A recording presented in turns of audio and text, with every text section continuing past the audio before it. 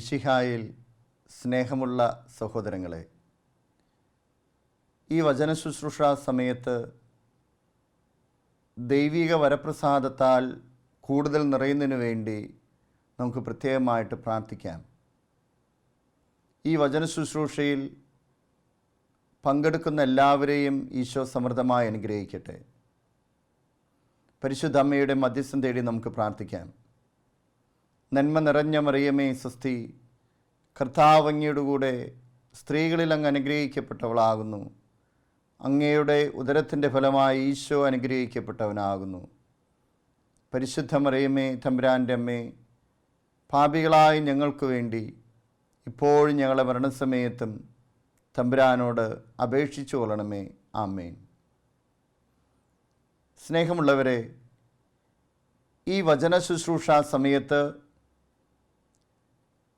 ഈ വചനം പങ്കുവയ്ക്കുന്നതിന് ആധാരമാക്കുന്നത് യോഹന്നാൻ്റെ സുവിശേഷം 5-ാം അധ്യായം 1 മുതൽ 18 വരെയുള്ള തിരുവചനങ്ങളാണ്. നമ്മൾ അവിടെ വായിക്കുന്നത് 5-ാം അധ്യായത്തിൻ്റെ തലക്കെട്ടായി തിരുവചനത്തിൽ നമ്മൾ കാണുന്നത് ബെത്സൈദായിലെ രോഗശാന്തിയെക്കുറിച്ചാണ്. 38 വർഷമായി ജെറൂസലേമിൽ അജകവാടത്തിനടുത്ത് ഹെബ്രായ ഭാഷയിൽ ബെത്സദ എന്ന് വിളിക്കുന്ന ഒരു കുളമുണ്ടായിരുന്നു. അവിടെ 38 വർഷമായി തളർവാദ രോഗിയായി കിടന്നിരുന്ന ഒരു മനുഷ്യനെക്കുറിച്ചുള്ള പരാമർശം യോഹന്നാൻ്റെ സുവിശേഷം 5-ാം അധ്യായത്തിൻ്റെ ആരംഭം മുതൽ നമ്മൾ കാണുന്നതാണ്. ഈ തിരുവചനത്തിനോട് ബന്ധപ്പെടുത്തി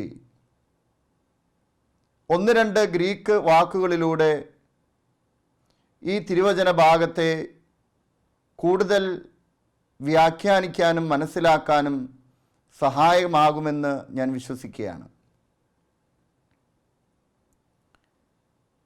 പ്രത്യേകമായി ലിറ്ററേച്ചറിൽ, ഗ്രീക്ക് ലിറ്ററേച്ചറിൽ ഉപയോഗിക്കുന്ന ഒരു വാക്കാണ് പെരിപ്പത്തയ്യ. പെരിപ്പത്തയ്യ എന്ന വാക്കിൻ്റെ അർത്ഥം റിവേഴ്സൽ ഓഫ് ഫോർച്യൂൺ എന്നുള്ളതാണ്. ഭാഗ്യം തിരികെ പിടിക്കുന്ന ഒരവസ്ഥ, കൂടുതൽ നന്മയിലേക്ക് വളരുന്ന അവസ്ഥ. തിരുവചനത്തിൻ്റെ അടിസ്ഥാനത്തിൽ നമ്മൾ പ്രത്യേകമായി പുതിയ നിയമം വായിക്കുകയും പഠിക്കുകയും ചെയ്യുമ്പോൾ യേശുവിൻ്റെ സാന്നിധ്യം വഴിയായി അനേകം പേർ അവരുടെ ഭാഗ്യം തിരിച്ചു പിടിച്ചതായിട്ട് കാണുവാനായിട്ട് സാധിക്കും. അവരുടെ ജീവിത സാഹചര്യങ്ങളിൽ പല കാരണങ്ങൾ കൊണ്ട് നഷ്ടപ്പെട്ടു പോയ അവരുടെ അനുഗ്രഹീതമായിട്ടുള്ള അവസ്ഥ യേശുവിൻ്റെ സാന്നിധ്യം കൊണ്ടും യേശുവിൻ്റെ സ്പർശനം കൊണ്ടും യേശുവിൻ്റെ വാക്കുകൾ കൊണ്ടും അത് തിരിച്ചു പിടിക്കുന്ന സാഹചര്യങ്ങൾ പലതും നമുക്ക് കാണുവാനായിട്ട് സാധിക്കും. അങ്ങനെ ഒരു സാഹചര്യമാണ് പ്രധാനമായും യോഹന്നാൻ്റെ സുവിശേഷം 5-ാം അധ്യായം 1 മുതലുള്ള തിരുവചനം നമ്മെ ഓർമ്മിപ്പിച്ചു തരുന്നത്.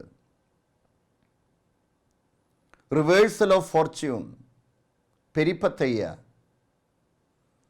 38 വർഷമായി തളർവാദ രോഗത്താൽ ആരെങ്കിലും എന്നെ സഹായിക്കുമോ എന്ന് കാത്ത് ഒരു പരാതി പറയുന്നവൻ്റെ രൂപത്തിലായി ബെത്സൈദ കുളക്കരവിൽ കിടക്കുന്ന മനുഷ്യൻ.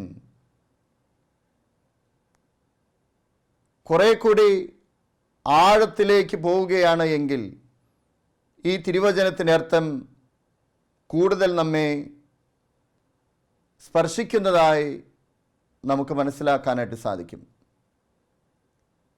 എങ്ങനെയാണ് ഈശോ ഒരു ക്യാമറ എടുക്കുന്ന വ്യക്തി അല്ലെങ്കിൽ ഒരു ക്യാമറാമാൻ ഒരു പ്രത്യേകമായിട്ടുള്ളൊരു സ്പോട്ടിലേക്ക് ഫോക്കസ് ചെയ്യുന്നത് പോലെ അനേകം രോഗികളായി കിടന്നിരുന്ന മനുഷ്യരവിടെ ഉണ്ടായിരുന്നു ബെത്സൈദ കുളക്കടവിൽ. അവരിലേക്കൊന്നും യേശുവിൻ്റെ ശ്രദ്ധ പതിഞ്ഞതായി വ്യക്തമായിട്ടുള്ള സൂചന സുവിശേഷം തരുന്നില്ല. അനേകം രോഗികൾ അവിടെ വന്നിരുന്നു എന്ന്, കുരുടരും മുടന്തരും തളർവാദക്കാരുമായ അനേകം രോഗികൾ അവിടെ ഉണ്ടായിരുന്നു എന്ന് തിരുവചനം നമ്മെ ഓർമ്മിപ്പിച്ചു തരുന്നുണ്ട്. യോഹന്നാന്റെ സുവിശേഷം 5-ാം അധ്യായം 2-ാം തിരുവചനം.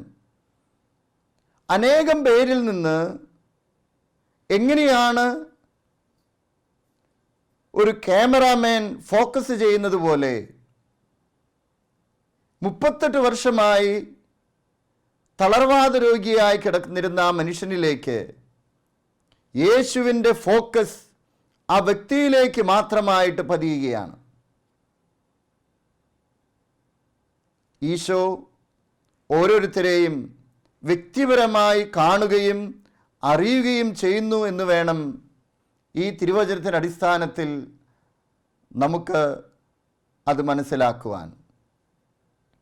പലപ്പോഴും ഞാൻ ചിന്തിക്കാറുണ്ട്, വലിയ കൺവെൻഷനുകളിലും വലിയ കൂട്ടായ്മകളിലും വചനം പ്രഘോഷിച്ചു കൊണ്ടിരിക്കുന്ന അവസരത്തിൽ ചില വ്യക്തികൾക്ക് മാത്രം വലിയ സൗഖ്യവും അനുഗ്രഹവും അനുഭവപ്പെടുന്നു. യേശുവിൻ്റെ ഒരു ഫോക്കസ് ആ വ്യക്തിയിലേക്ക്, ആ വ്യക്തിയുടെ ജീവിത സാഹചര്യങ്ങളിലേക്ക് കടന്നു ചെല്ലുന്നതായി നമുക്ക് കാണുവാനായിട്ട് സാധിക്കും. ഓരോ വ്യക്തികളെയും വ്യക്തിപരമായി കാണുന്നവനാണ് ഈശോ എന്ന് ഈ തളർവാദ രോഗിയുടെ കാര്യത്തിൽ നമുക്ക് അടിവരയിട്ട് പറയുവാനായിട്ട് സാധിക്കും. എത്ര വലിയ ജനക്കൂട്ടമായിക്കൊള്ളട്ടെ, ആരുമൊന്നും ശ്രദ്ധിക്കാനില്ലാത്ത അവസ്ഥയായിക്കൊള്ളട്ടെ, ഓരോ വ്യക്തിയെക്കുറിച്ച് യേശുവിന് വ്യക്തമായിട്ടുള്ള പദ്ധതിയുണ്ട്. ഈശോ അവരെ വ്യക്തിപരമായിട്ട് കാണുന്നു എന്ന് വേണം കൂടുതലായി നമുക്ക് മനസ്സിലാക്കാൻ. ഇവിടെ അത് വളരെ വ്യക്തമായി സുവിശേഷകൻ അവതരിപ്പിക്കുന്നുണ്ട്. യേശുവിൻ്റെ ശ്രദ്ധ മറ്റുള്ളവരിൽ നിന്നെല്ലാം മാറി ഈ തളർവാദ രോഗിയിലേക്ക് ഫോക്കസ് ചെയ്യുകയാണ്. അവനോട് ചോദ്യങ്ങൾ ചോദിക്കുന്നുണ്ട്, അവൻ മറുപടി പറയുന്നുണ്ട്. അവസാനം യേശുവിൻ്റെ വാക്കുവഴി, വചനം വഴി അവൻ സൗഖ്യം പ്രാപിച്ചതായി നമ്മൾ തിരിച്ചറിയുന്നുണ്ട്. റിവേഴ്സൽ ഓഫ് ഫോർച്യൂൺ അവൻ്റെ ജീവിതത്തിൽ സംഭവിക്കുകയാണ്. പെരിപ്പത്തയ്യ 38 വർഷമായി അവൻ അനുഭവിച്ചിരുന്ന വേദനയിൽ നിന്നും ദുഃഖത്തിൽ നിന്നുമുള്ള വലിയ മോചനം അവന് ലഭിക്കുകയാണ്. സുവിശേഷങ്ങളിൽ അത്ഭുതങ്ങളും അടയാളങ്ങളും സംഭവിക്കുമ്പോൾ ഇതുപോലെ റിവേഴ്സൽ ഓഫ് ഫോർച്യൂൺ ഓരോ വ്യക്തികൾക്കും സംഭവിക്കുന്നതായി നമുക്ക് മനസ്സിലാക്കാനായിട്ട് സാധിക്കും. 12 വർഷമായി രക്തസ്രാവമുണ്ടായിരുന്ന സ്ത്രീ, ആ സ്ത്രീയെ സംബന്ധിച്ച് റിവേഴ്സൽ ഓഫ് ഫോർച്യൂൺ പെരിപ്പത്തയ്യ അവളുടെ ജീവിതത്തിൽ സംഭവിക്കുകയാണ്. ആരൊക്കെ യേശുവിൻ്റെ പക്കലേക്ക് കടന്നു വരുന്നുണ്ടോ അവർക്കൊക്കെ ഒരു റിവേഴ്സൽ അവരുടെ ജീവിതത്തിൽ സംഭവിക്കുന്നുണ്ട്.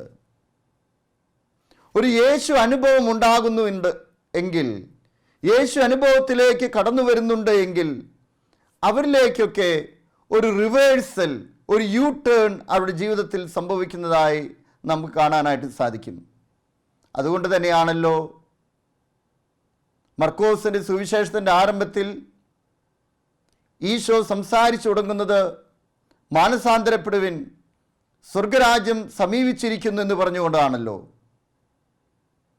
മെറ്റനോയിയ, മനസ്സിൻ്റെ മാറ്റം. ആ മാറ്റത്തിലൂടെയാണ് ഒരു വ്യക്തി അദ്ദേഹത്തിന് നഷ്ടപ്പെട്ടു പോയ സൗഭാഗ്യങ്ങൾ തിരിച്ചു പിടിക്കുന്നത്. ബാഹ്യമായ മാറ്റങ്ങളുടെ ഒരു കാലഘട്ടത്തിലൊക്കെ ആയിരിക്കാം നമ്മൾ ജീവിച്ചിരിക്കുന്നത്.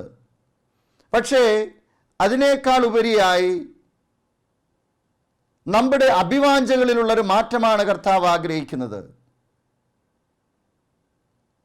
നമ്മുടെ മനോഭാവങ്ങളിലുള്ള ഒരു തിരിച്ചുവരവാണ് ഈശോ ആഗ്രഹിക്കുന്നത്. ഏത് അത്ഭുതവും അടയാളവും എടുത്തു കഴിഞ്ഞാലും ബാഹ്യമായ സൗഖ്യങ്ങളെക്കാൾ ആന്തരികമായിട്ടുള്ള ഒരു തിരിച്ചുവരവ് കർത്താവ് ആഗ്രഹിക്കുന്നുണ്ട്. ഒരു തരത്തിൽ പറഞ്ഞു കഴിഞ്ഞാൽ ലൂക്കായുടെ സുവിശേഷം 15-ാം അധ്യായം 17-ാം തിരുവചനത്തിൽ ഇതുപോലെ റിവേഴ്സൽ ഓഫ് ഫോർച്യൂണിൻ്റെ വലിയ ഉദാഹരണം നമുക്ക് കാണാനായിട്ട് സാധിക്കും. ലൂക്കായുടെ സുവിശേഷം 15-ാം അധ്യായത്തിൽ നമ്മൾ വായിക്കുന്ന എല്ലാവർക്കും അറിയാവുന്ന ഒരു ഉപമയാണ് ധൂർത്തപുത്രൻ്റെ ഉപമ. അവൻ അറിഞ്ഞോ അറിയാതെയോ കർത്താവിൽ നിന്ന് അകന്നുപോയതായി, അല്ലെങ്കിൽ ദൈവത്തിൽ നിന്ന് അകന്നുപോയതായി, പിതാവിൽ നിന്ന് അകന്നുപോയതായി നമ്മൾ മനസ്സിലാക്കുന്നുണ്ട്. പക്ഷേ ലൂക്കാസ് സുവിശേഷകൻ 15-ാം അധ്യായത്തിൽ ലൂക്കായുടെ സുവിശേഷത്തിൽ അതിൻ്റെ 17-ാം തിരുവചനത്തിൽ പറയുന്നുണ്ട്, അവന് സുബോധമുണ്ടായി. അതൊരു ഡിസൈസീവ് മോമെൻ്റ് ആണ് എന്ന് പറയാൻ ഞാൻ ആഗ്രഹിക്കുകയാണ്. ഓരോ വ്യക്തിയുടെ ജീവിതത്തിലും ഇതുപോലെ നിർണായകമായ ഒരു നിമിഷമുണ്ടാകുമ്പോഴാണ് അവന് നഷ്ടപ്പെട്ടു പോയ സൗഭാഗ്യങ്ങൾ തിരിച്ചു പിടിക്കാനായി സാധിക്കുന്നത്. അവൻ്റെ ജീവിതത്തിൽ ഒരു പെരിപ്പത്തയ്യ സംഭവിക്കുന്നത്.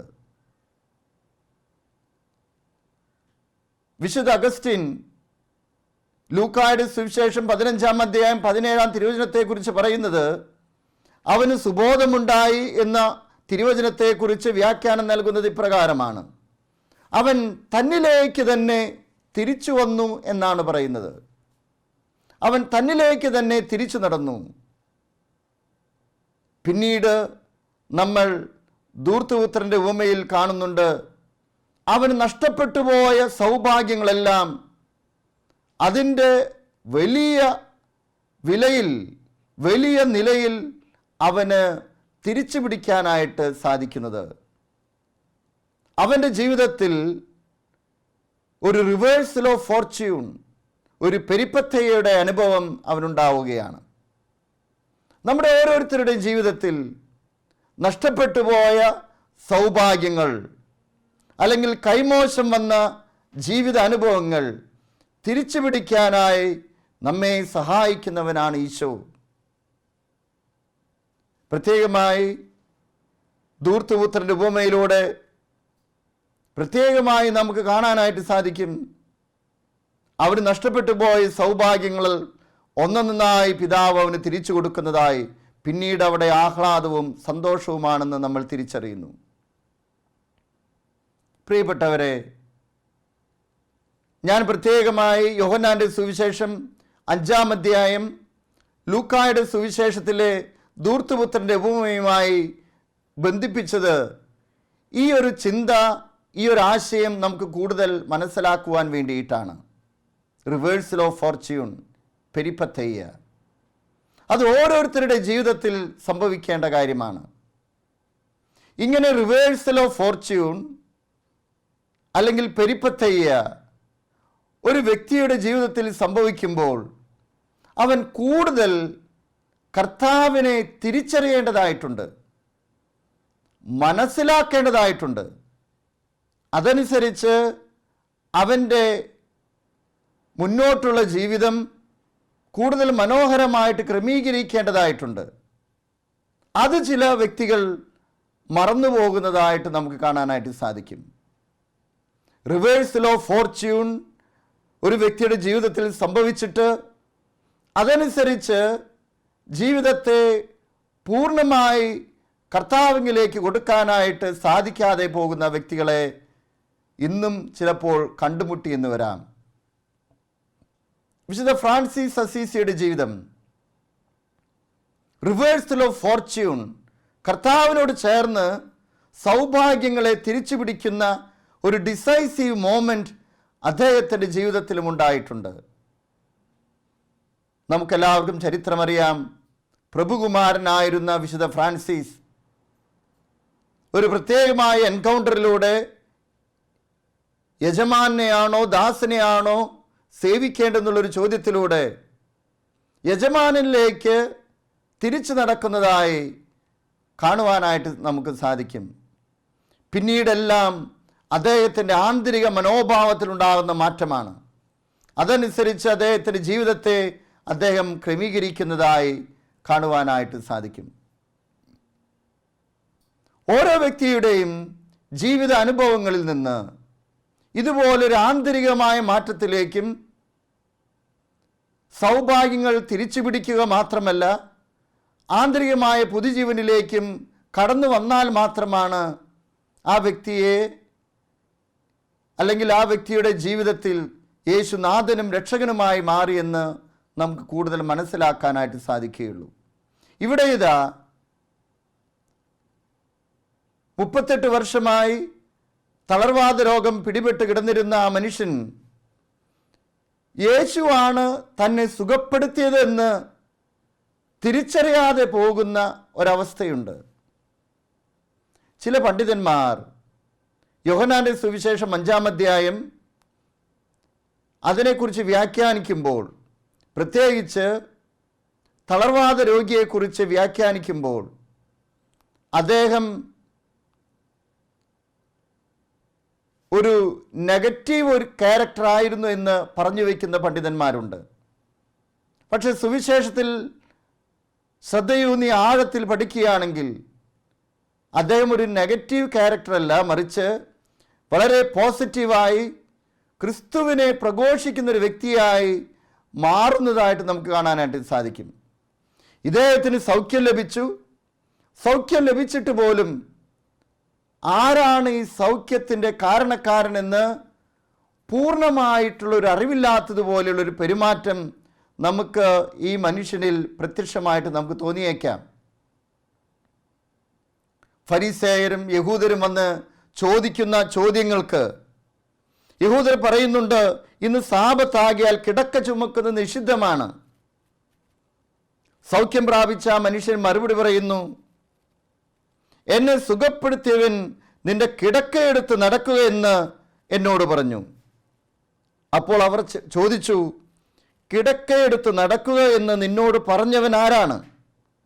അവിടെ ഉണ്ടായിരുന്ന ജനക്കൂട്ടത്തിൽ യേശു മറഞ്ഞു കഴിഞ്ഞിരുന്നതിനാൽ അവൻ ആരാണെന്ന് സുഖം പ്രാപിച്ചവൻ അറിഞ്ഞിരുന്നില്ല. സുഖം പ്രാപിച്ചവൻ അറിഞ്ഞിരുന്നില്ല. ഒന്ന് യഥാർത്ഥമായി ചിന്തിച്ചു നോക്കിയേ, അവൻ്റെ വ്യക്തിപരമായ ജീവിതത്തിൽ വലിയ അനുഗ്രഹമാണ് അവൻ സ്വീകരിച്ചത്. വലിയ അനുഭവമാണ് അവൻ്റെ ശരീരത്തിൽ അവൻ അനുഭവിക്കാനായിട്ട് സാധിച്ചത്. എന്നിട്ടും ഈ അനുഗ്രഹദാതാവിനെ തിരിച്ചറിയാതെ പോകുന്ന ഒരു നിമിഷത്തെക്കുറിച്ച് സുവിശേഷകൻ ഒരു സൂചന നൽകുന്നുണ്ട്.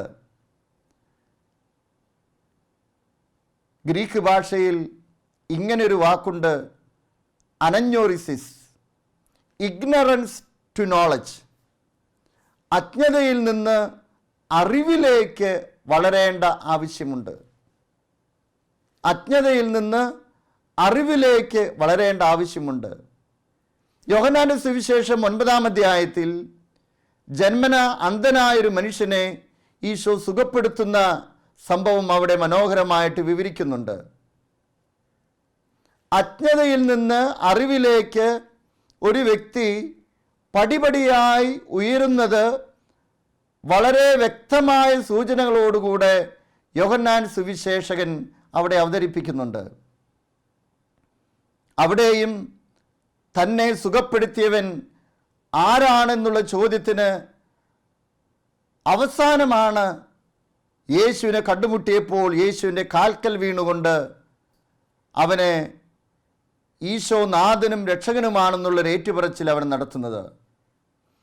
ഇവിടെ പ്രത്യക്ഷത്തിൽ അങ്ങനെയുള്ളൊരു പ്രകടനങ്ങളൊന്നും കാണാനില്ല എങ്കിലും ചില പണ്ഡിതന്മാർ പറഞ്ഞു വയ്ക്കുകയാണ്, ഇവൻ്റെ ഒരു അജ്ഞത, യേശുവിനെ മനസ്സിലാക്കാതെ പോയിട്ടുള്ളൊരു കാരണം, ഇവൻ യോഹന്നാന്റെ സുവിശേഷം 5-ാം അധ്യായം 16-ാം തിരുവചനത്തിലും അതുപോലെ 15-ാം തിരുവചനത്തിലും യേശുവാണ് തന്നെ സുഖപ്പെടുത്തിയതെന്ന് യഹൂദരെ അറിയിച്ചതായിട്ട് പറയുന്നുണ്ട്. അതിനൊരു നെഗറ്റീവായിട്ട് അവതരിപ്പിക്കുന്ന പണ്ഡിതരുണ്ട്. പക്ഷേ ആഴമായി ഗ്രീക്ക് ഭാഷയിൽ നമ്മൾ കൂടുതൽ മനസ്സിലാക്കുകയാണെങ്കിൽ എങ്ങനെയാണ് സുവിശേഷം പ്രഘോഷിക്കുന്നത് എന്നുള്ള ഗ്രീക്ക് വാക്ക് തന്നെയാണ് അവിടെ ഉപയോഗിച്ചിരിക്കുന്നത്. അതിൻ്റെ അർത്ഥം ബെത്സൈദ കുളക്കടവിൽ ആയിരുന്ന മനുഷ്യൻ വളരെ സാവധാനത്തിലാണ് യേശുവിനെ പൂർണ്ണമായി അറിയുകയും തുടർന്ന് യേശുവിനെ ഉദ്ഘോഷിക്കുകയും ചെയ്തിരിക്കുന്നത്. പ്രിയപ്പെട്ടവരെ, 1-2 ഗ്രീക്ക് വാക്കുകളിലൂടെ ഞാൻ മനസ്സിലാക്കാനായിട്ട് പരിശ്രമിക്കുന്നത്, അല്ലെങ്കിൽ മറ്റുള്ളവർക്ക് കൂടുതൽ തിരുവചനത്തിൻ്റെ ആഴങ്ങളിലേക്ക് പോകുവാനായിട്ട് ഞാൻ പരിശ്രമിച്ചത്, ഓരോ വ്യക്തിയുടെ ജീവിതത്തിലും ഒരു പെരിപ്പത്തേയ അനുഭവം ഉണ്ടാകും. Reversal of Fortune. കർത്താവ് അവരുടെ ജീവിതത്തെ സ്പർശിച്ചതായും അനുഗ്രഹിച്ചതായും തിരിച്ചറിയുന്നു. ആ തിരിച്ചറിവ് മാത്രം പോരാ, അത് വലിയ അറിവിലേക്കും അനുഗ്രഹത്തിലേക്കും ഒരു വ്യക്തി നയിക്കപ്പെടണം. അങ്ങനെയെങ്കിൽ മാത്രമേ അവൻ യേശുവിൻ്റെ സ്വന്തമായി എന്ന് പറയുവാനായിട്ട് നമുക്ക് സാധിക്കുകയുള്ളൂ. നമുക്ക് കർത്താവിനോട് പ്രാർത്ഥിക്കാം. കാരുണ്യവാനായ കർത്താവേ, ഞങ്ങളുടെ വ്യക്തിപരമായ ജീവിതത്തിൽ അനുഗ്രഹങ്ങൾ ഏറെ സ്വീകരിക്കുന്നവരാണ്.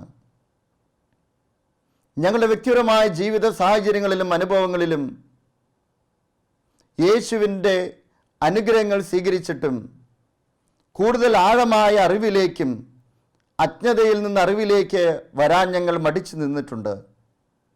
കാരുണ്യവാനായ കർത്താവേ, നിന്നെ ഏറ്റുപറയുവാനും യഥാർത്ഥമായ അറിവിലേക്ക് തിരിച്ചു നടക്കുവാനും ഞങ്ങൾക്ക് നീ കൃപ നൽകണമേ. നിത്യം പിതാവും പുത്രനും പരിശുദ്ധാത്മാവുമായി സർവേശ്വര എന്നേക്കും. ആമേൻ.